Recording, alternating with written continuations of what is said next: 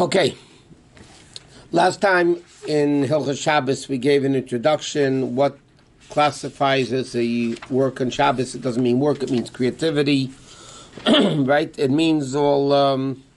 Why we learn it out from what was done in the Mishkan in the desert, because the purpose of creation to have godliness revealed in the world, and that's where godliness was revealed in the world. And we learned there are biblical things, there are rabbinic things. The various different things. Today is also, as an introduction, the Gemara learns out, the Talmud learns out from a pasuk, that the work of Shabbos has to be meleches machsheves, which basically literally means like a work of craftsmen. That means it has to be, as we'll soon learn, a lot of different details in this law of what meleches machsheves means. Number one, but in other words, like this, like we said, there's biblical prohibitions on Shabbos, that if you did it intentionally and you were warned, you get stoned. If you did it intentionally, you weren't warned, you would get kares, means you died before 50 or 60. If you did it accidentally, and by the way, which we learned last week, accidentally means not you didn't know what you were doing. Accidentally means you know what you're doing, but you thought you were allowed to do it. Either because you forgot it was Shabbos, or because you didn't realize that you're not allowed to do it on Shabbos. You didn't know that you're not allowed to do it on Shabbos. But now the Gemara learns out, you need to have what's called meleches machsheves. Meleches machsheves means work of a craftsman. So there's a lot of different laws in this thing that make something biblically forbidden. If it's not one of these different categories, it's only rabbinically forbidden. For instance, you have to do something the normal way of doing it. It's called kedarka, the normal way of doing it. To give you some examples, normally you flick a switch with your hand. Right.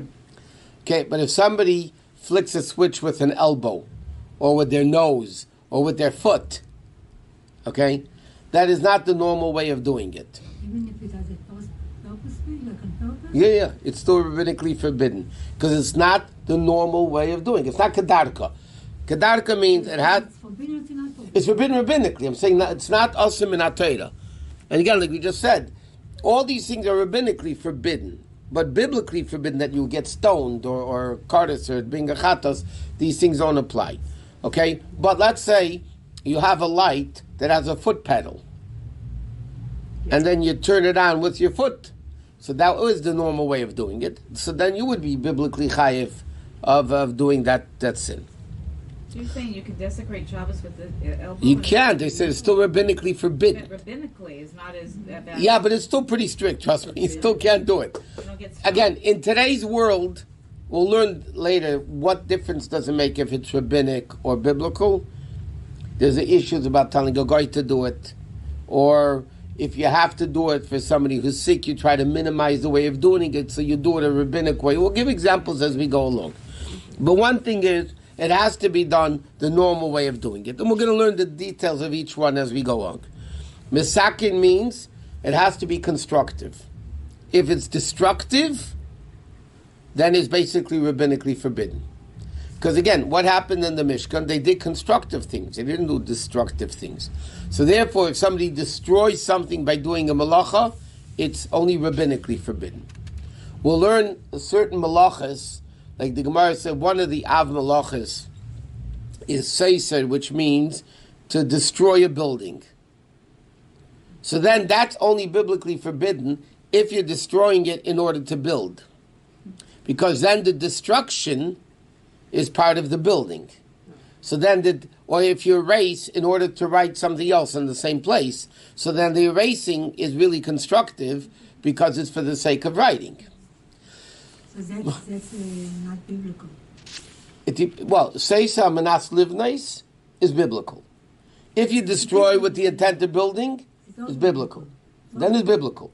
If you just destroy for destruction, then it's rabbinic. I'll give you an example. Okay, which is very practical. You know, on Shabbos you can tear open a bag if there's no letters. Food, right? Any bag, for food, yeah. So you're allowed to tear, but tearing is forbidden. Yeah. The reason is The Chachamim said like this: you're really destroying it. So which is only rabbinically forbidden. So the rabbi said, for food, you could do it if you're not going to be erasing letters. Tea bag. Whatever it is, understand? So the bottom line is, the Chachamim, because it's only rabbinic, so in certain cases, the Chachamim said, if it's rabbinically forbidden, we're still going to allow you to do it under certain circumstances. But again, we're going to learn the details of each one of these. Next is, you need to do the malacha that's called the tzerach gufa, for the reason or similar reasons why it was done in the Mishkan. For instance, in the Mishkan, okay, I'll give you a simple example. You're not allowed to carry on Shabbos. Okay? Now, carrying from a private domain to a public domain is biblically forbidden. Or from a public domain to a private domain is biblically forbidden. Now, what's the purpose of carrying? If I have this book in here and I want to take it out, normally the purpose of carrying is because I want the book there. Okay? That's the purpose of carrying, because I want it to the place I'm carrying it to.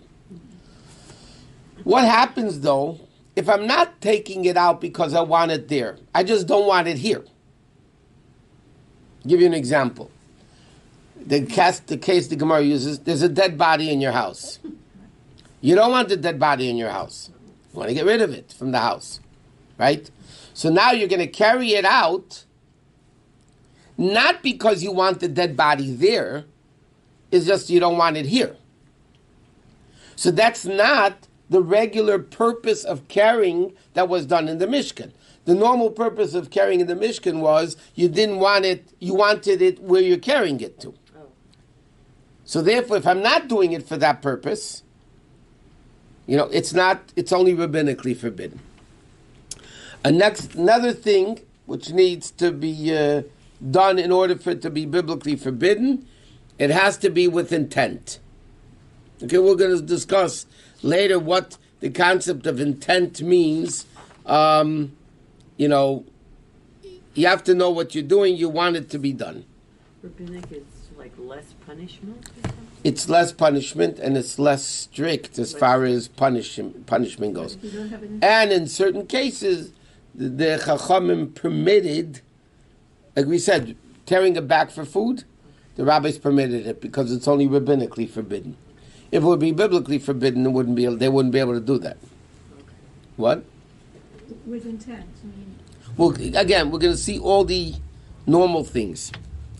Miskayim, another thing, it has to be permanent. Just to give a few cases, then we're going to elaborate on each one of these with all the halachos. Sometimes you write on a window that's fogged up from the air, from the cold, and you write something on the window. Yeah. Or you ever see somebody's car window is very dirty, they write, "Wash me." Yeah. Okay. That's writing. Yes, it is. But it's not permanent writing. It's not like writing with ink on paper. No. Okay. But it's still writing. But it's not permanent writing. So therefore it's rabbinically forbidden. Okay. Such a writing is forbidden, but it's rabbinically forbidden. So it's not strict. It's not as strict, right? But okay, practically speaking. And what is it? This kind of writing is what is called? Eine miskayim.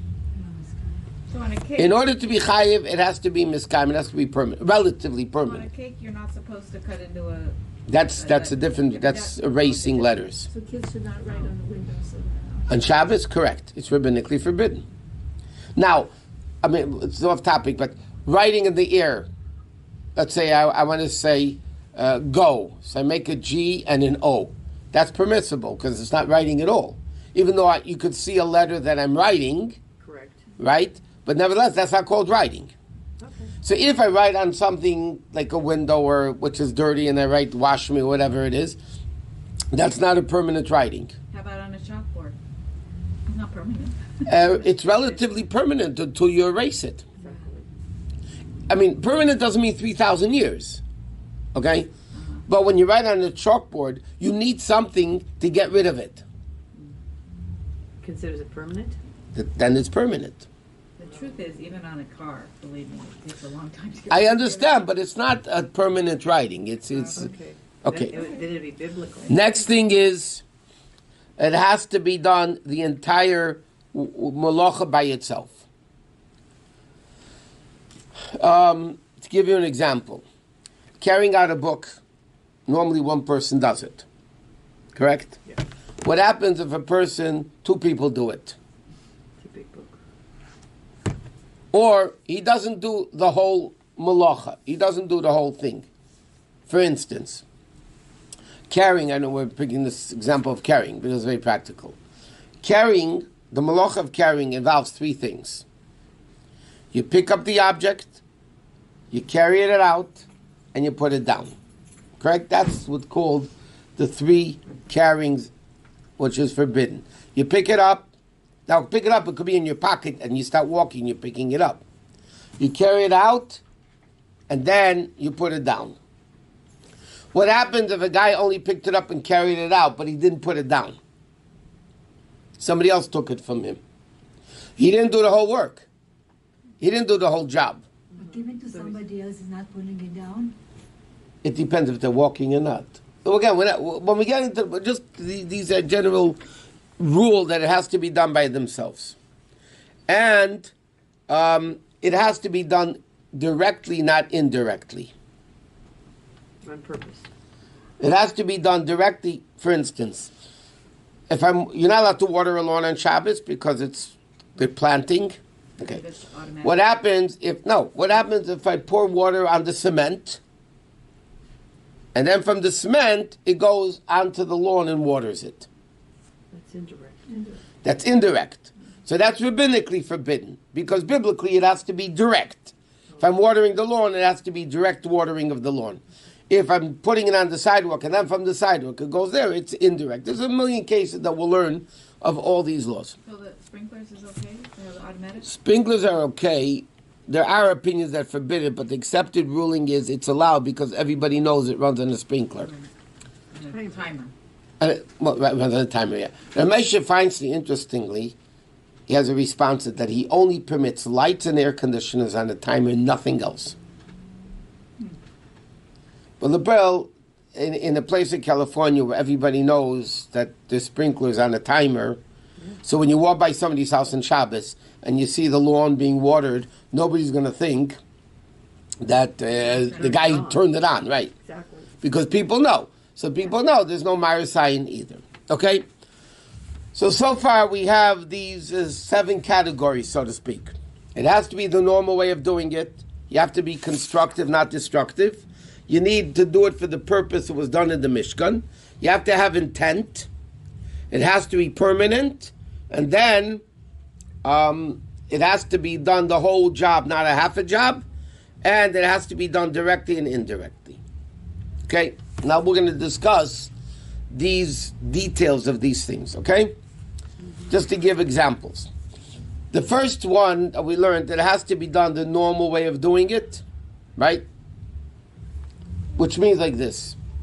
Just to use the examples that he gives. If you cut your nails with a clipper or scissors, that's biblically forbidden. It's called the malach of geizes, which is shearing wool. Okay? If you cut your hair with a scissors or a machine, right, that is biblically forbidden on Shabbos. Biting nails is not the normal way of cutting your nails. Or pulling out hair is not the normal way of doing it. Normally you want to cut your hair. You take a scissors and you cut your hair. Or you take a nail clipper or a scissors and you cut your nails. If somebody bites their nails on Shabbos, it's not biblically forbidden because you're not doing it the normal way it's being done, but it's still rabbinically forbidden. So bottom line, you can't bite your nails on Shabbos. But biting the nails or pulling out hair from your beard or hair would only be rabbinically forbidden, which again, practically speaking, nowadays, it's still forbidden. There's no thing about it. Or another example, which by the way could be very practical. A right-handed person normally writes with the right hand. Left-handed person normally writes with the left hand. Now, what happens if a right-handed person writes with the left hand? Still writing. It's not the normal way of writing for them. Right. so then it's only rabbinically forbidden. And I'll give you where this is a very practical example. Somebody's going to the hospital to have a baby. Okay, that's the only reason people should be in a hospital for. They're having a baby, and they have to sign papers. And it's Shabbos. Correct?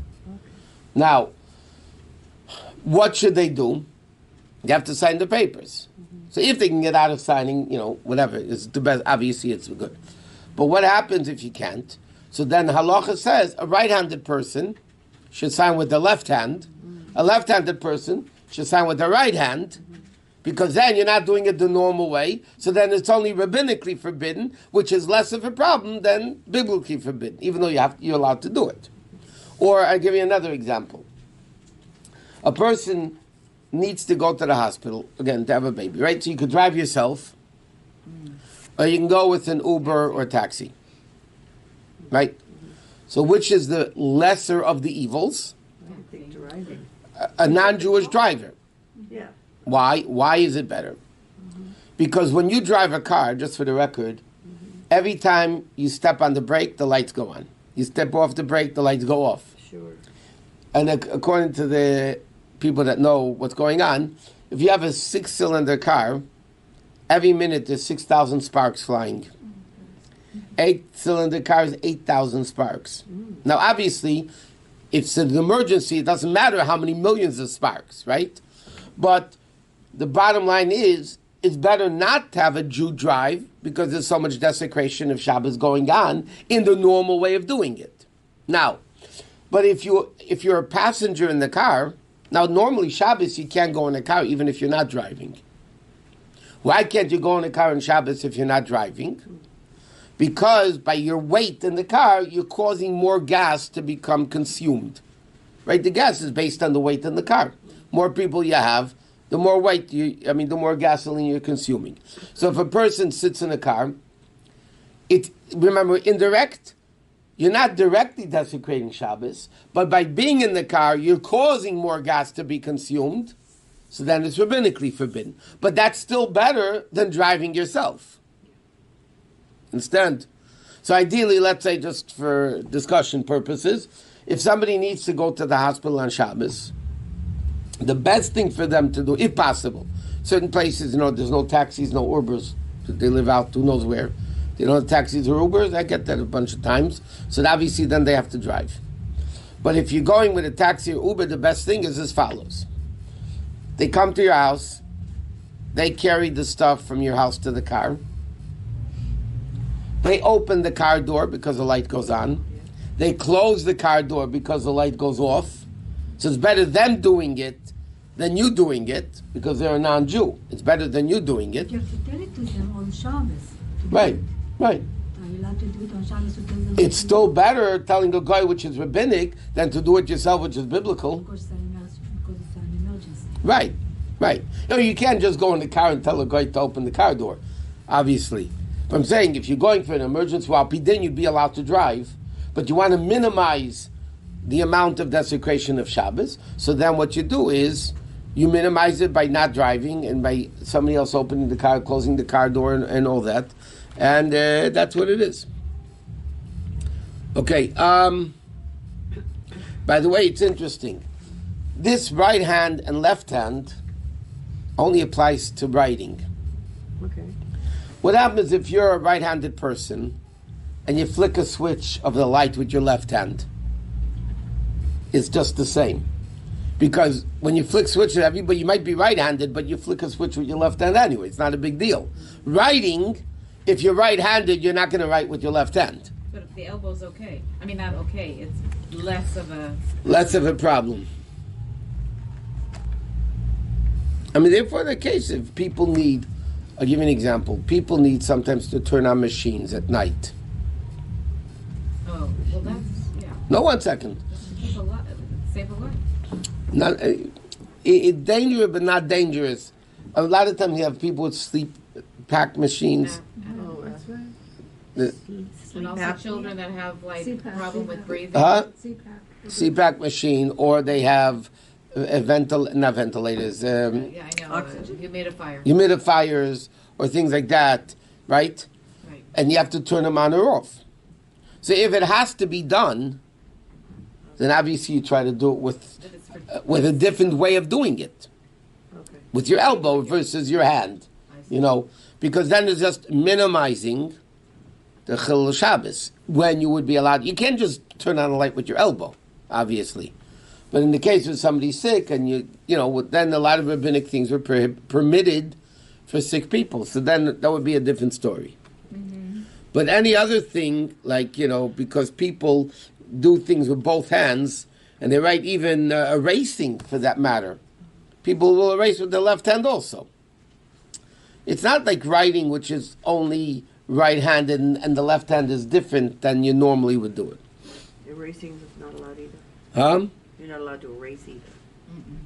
No. Okay, next. Misakin. We learned it has to be constructive, not destructive, right? To be biblically forbidden.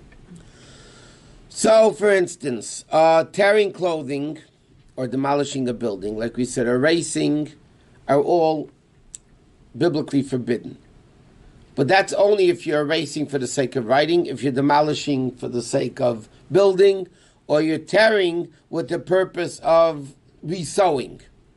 Then it would be biblically forbidden. But if it's stam, you're destroying something, like we said, for food or things like that, then because it's rabbinically forbidden, only Chacham permitted it under certain circumstances, i.e. for food or whatever. Okay, now, the next category over here is what's called malacha shenetzricha l'guf. Remember we said, if it's not done for the same purpose that it was done in the Mishkan, like we said, carrying, right? Carrying is because I want the thing there. But if I carry out a dead body because I don't want it here, or carrying out a bug because I don't want it here, it's only rabbinically forbidden. Okay, now, I'll give you another example they give over here. Digging a hole was done in the Mishkan. Why did they dig the hole?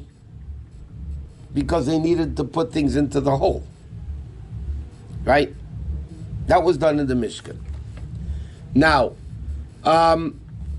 what happens if somebody digs a hole, not because he wants the hole, but he needs the dirt? Whatever. For Shabbos? On Shabbos. In other words, you're doing the digging of the hole, but it's not for the same purpose it was done in the Mishkan. In the Mishkan, you dug a hole because you needed the hole, not because you needed the dirt. What happens though if you're needing it for the dirt, then even though some achlekes if it's chayiv or not, but for everybody except the Rambam Paskins, it's rabbinically forbidden. Or, for instance, in the Mishkan, you're not allowed to extinguish a fire. Okay, now why did he extinguish a fire in the Mishkan? Because they needed the charcoal. Doesn't matter for what. That's why they extinguished the fire in the Mishkan, was not because they didn't want to waste oil.